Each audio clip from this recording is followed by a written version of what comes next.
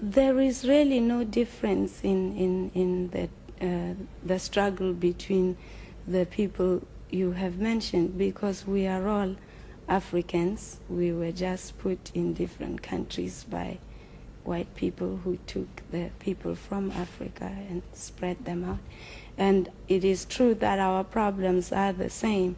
Now, saying that they are a minority, this really means nothing, because the white man, wherever he is, whether he is in the majority or the minority, he rules. It just shows you, it just proves to everyone that we just have to keep fighting.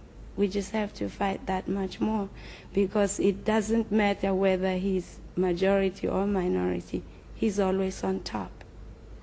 Which status are you aiming to between the whites and the Africans at the end, when you have won? That will depend on them. We are not worried about them. We are just worried about ourselves. It is our country. They came from Europe to invade our country. They took it. They have made us suffer. So we don't have to worry about thinking what will we do to them or what will happen to them. It will be up to them to see fit what they can do when we have won. Just like they see fit what to do right now while they are on top. So it's something that we don't worry about. All we are worried about is to fight and liberate ourselves.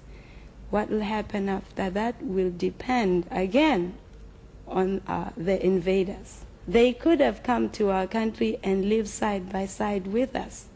We didn't mind that. In fact, when they came, we said, come in, sit down, and they sat down and said, get out. And now it will be up to them. It is known that Africa only had black people. Europe had white people. Asia had yellow people. Now, it is absurd to say that we Africans were not in Africa when white people first came.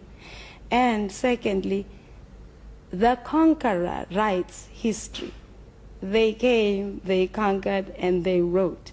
Now, you don't expect people who came to invade us to write the truth about us. They will always write negative things about us.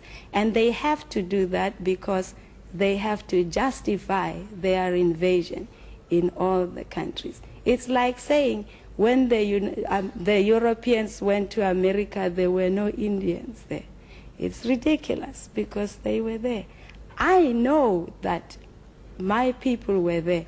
We don't write our history. It has always been handed down to us orally by our elders.